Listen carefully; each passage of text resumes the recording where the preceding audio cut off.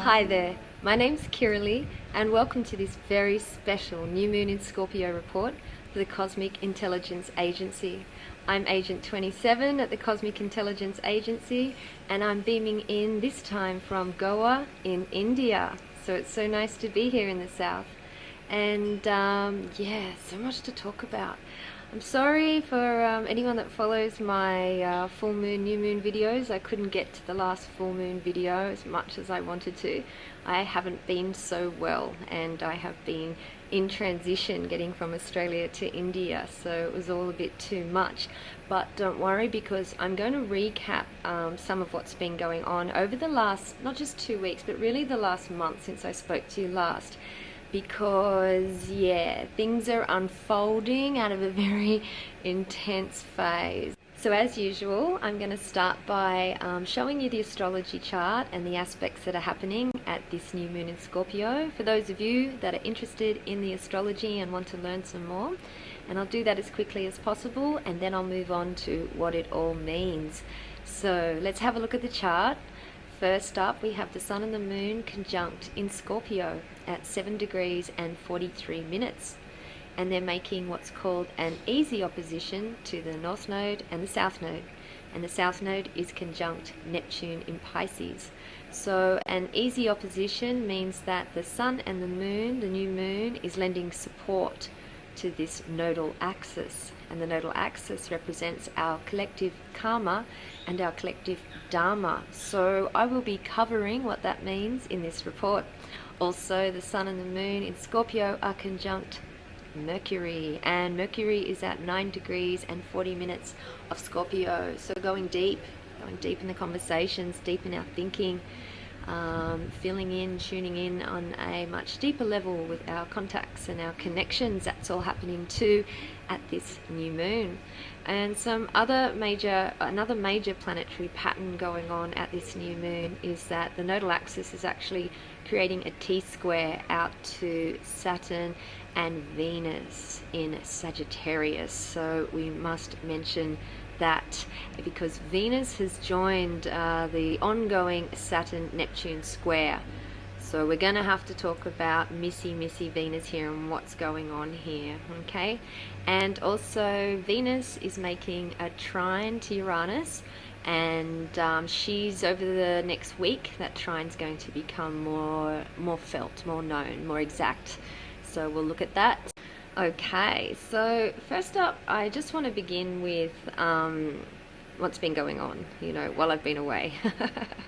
So I spoke about it the last new moon, how I was talking about at the new moon that Mars and Pluto, the midpoint, were exactly squaring the Libra new moon, and I was talking how it's going to bring up a lot of repressed anger and rage and possibly violence and extremism. And I was talking about Jupiter and Libra, and I was saying, don't believe the hype. This isn't all about everyone falling in love and having good luck in love, Jupiter and Libra. No. I was saying this was going to amplify wherever there was imbalances anywhere in our life, particularly in our relationships, but really anywhere in our life where imbalance can show up. So it might be, depending what house you have these planets in, your health or your work situation or family situation or something like that. So Mars came to meet Pluto, like conjunct exactly around the 19th of October. So we would have felt over the last month this kind of build up of tension and conflict and sparks flying and, situations of rage and anger, and it could have also been somewhat suppressed. But with Pluto there, I felt like things were going to be boiling up from the depths. And so here we are at the new moon in Scorpio, and this Mars is moving off from Pluto, so you think, phew, thank goodness. But really what's happening is now we're actually coming into the Scorpio phase, Sun and Moon in Scorpio. So we really are in the depths. So whatever's gotten triggered, whatever gotten sparked, it's like we can't pretend anymore. We can't keep our relationships at superficial levels. We can't be pretending to run a superficial lifestyle and making everything nice and pretty and all that sort of stuff. We've really got to get into the heavy stuff. And stuff is coming up now for us to work through. And Mars is making a square to Uranus, so that can be quite explosive as well. And at a stretch, Mars and Pluto together are making the square to Uranus, so it's kind of touching in on that Pluto-Uranus square again. So we're getting activated by being aggravated to make significant changes in our life, okay? And this is probably going to be affecting people's relationships, like really shaking them to the core, you know. And for those of us who are not necessarily in a committed relationship, we may be witnessing that with others, or like I said, we might be finding it in other areas of our life. It could be affecting our health or our work or our family, like I said before, somewhere where we're seeing the imbalances in our life. Things are getting aggravated, things are coming up because we can't live with the imbalance, or we can't live with things at a superficial surface level anymore. So my sense is that this Scorpio new moon, because it's an easy opposition to the nodes and it's a helpful aspect, is that we'll probably do a lot better in the Scorpio month handling the depth, handling what's coming up, you know, giving new fresh life to the depths. Mercury is there to support as well, so we're learning to communicate from the deepest level, you know, and getting much more conscious about our communication, which is what we all really need to do. And it's advised at this point that we sit with what's within us, sit with our own depths, sit with how that makes us feel, and communicate that. Remember, we've been working all year on getting much more conscious with Saturn in Sag about the blame game, and trying to stop the blame game, stop the projecting, stop the hurling and throwing and, you know, it's all your fault, you did this to me kind of stuff, which is really easy to get into, particularly with Neptune in Pisces over there, you know. And we've also got a lot of stuff coming up from the ancestral level, so it means that quite often we can become unconscious that what we're actually participating in, the roles that are getting dreamed up, the dialogues that are getting dreamed up, the storms, the dream is so strong, we're getting dreamed up into all this stuff that's quite possibly us working through a lot of stuff from the depths of our DNA, coming up through our ancestral line. Yes, if you look at the patterns, this is what your mother went through, this is what your father went through, this is what your grandmother went through, you know. And it's like, you know, we're back with our bundle going, it's my turn now to deal with all these ingredients, though with my resources, particularly my inner resources and my spiritual resources and all the resources I can access from the external world to support me work through these complexes, these deep, pervading psychological and psychic complexes. So, you know, external resources could be going to a counselor or a healer, or going to a group or to a workshop, or asking for support from people, from friends, from trusted elders, things like that, bringing whatever resources we can to support us in this phase. It is really quite challenging working at the depth of emotions, especially when a lot of the time they come from the unconscious, they come from the shadows. So for us, you know, when you're sitting in the hot seat, you know, this can all be happening in our blind spots. So it takes really like a lot of discipline, groundedness, and real focus to be able to just drop all the blah, really just sit with what's coming up, sit with what it feels like, sit with the sensation, you know, and learn to communicate that rather than what your egoic mind is turning all of that into. Just drop all of that and just sit with what is. This feels heavy, this feels thick, this feels disgusting, this feels disturbing, you know. That's that's quite okay to say things like that, because you're holding space for yourself to just express what it is you are feeling. There's no projecting, there's no blaming. So hopefully as we come through this month, this new moon in Scorpio, conjunct Mercury in Scorpio, we can sit with the depths within us.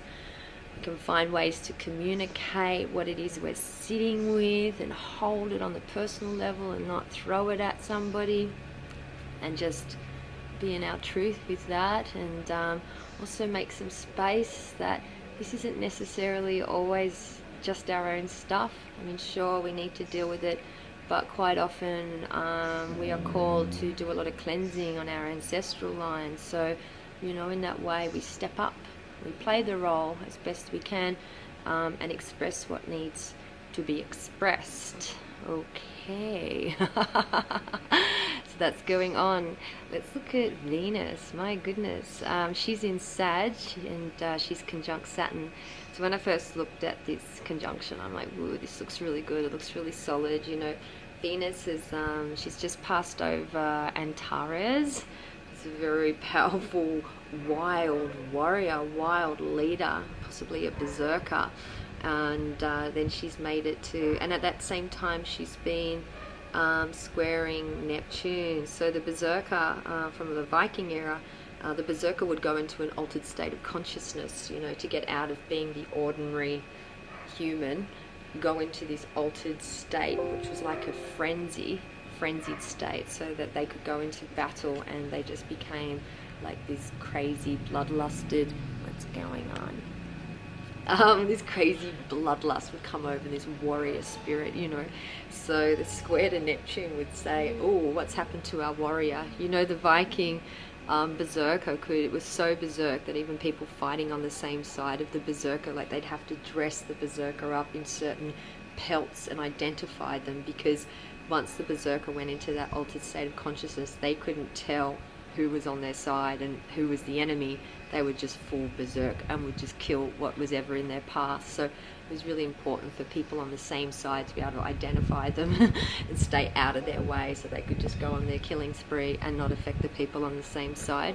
So maybe some of this is getting dreamed up with the square to Neptune, like this full altered state, and Venus is coming along. So this is the feminine. She's powering, she's in her warrior, she's independent, she's strong, she's focused, you know, but she's passed through Antares square Neptune, so she could be going a little bit crazy, and she could be going really wild and really furious and fiery and determined and adamant. So it should be edge of the wedge stuff here. Is this a full spiritual mission, a full spiritual cause she's on, spiritual warrior? Is this the kind of energy she needs to push through, or is she gone so far she can't even tell now like what she's fighting for or who's on what side? She's completely lost all connection to 3D reality and is just going right off. She's also trining Uranus, so it's just like, and she's also, she'll be coming up over the coming week or two to trine Uranus and Eris. So she's going to be in a pretty like wild fire, wild mood. She could be suddenly peaceful, suddenly irate, you know, suddenly, creating a lot of disharmony and discord and strife.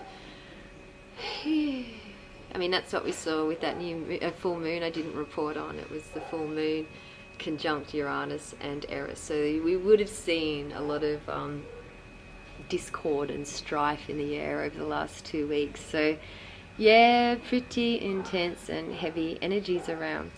So like I was advising back at the new moon in Libra, with Jupiter in Libra there, we're in this whole year phase, thank goodness, where we're looking really consciously at where things are out of balance, and we are trying to work in our inner systems, our inner masculine and inner feminine, or in the yogic world, the masculine meridian and the feminine meridian, the lunar, the solar, the Iti and the Pingala, you know. We're trying to get these powerful energetic systems that we call masculine and feminine in harmony, in balance. And when we do that, the central channel opens up, which we call in yoga Sushumna, and that's where Kundalini rises, and the opportunity is there to go into these very elevated states of consciousness. So what we're trying to do is harmonize the masculine and the feminine within, harmonize all aspects of our life, and be in a place, an elevated place, a place of peace,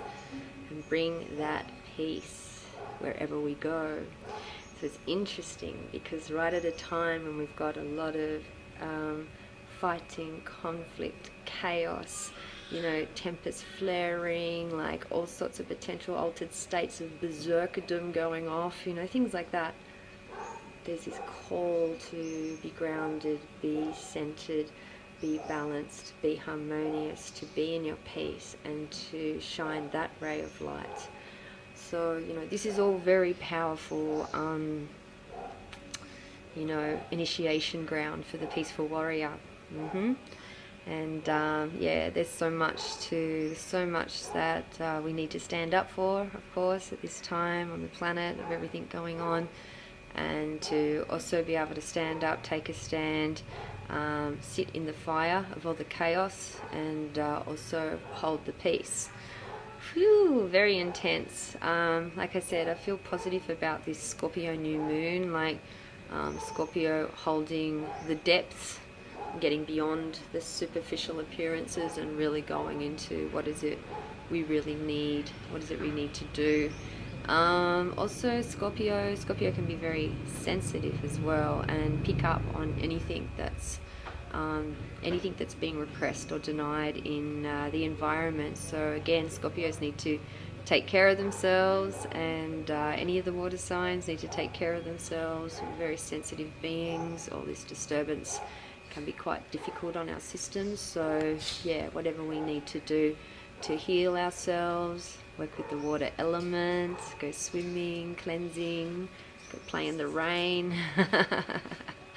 Yes, so I'll round up for now.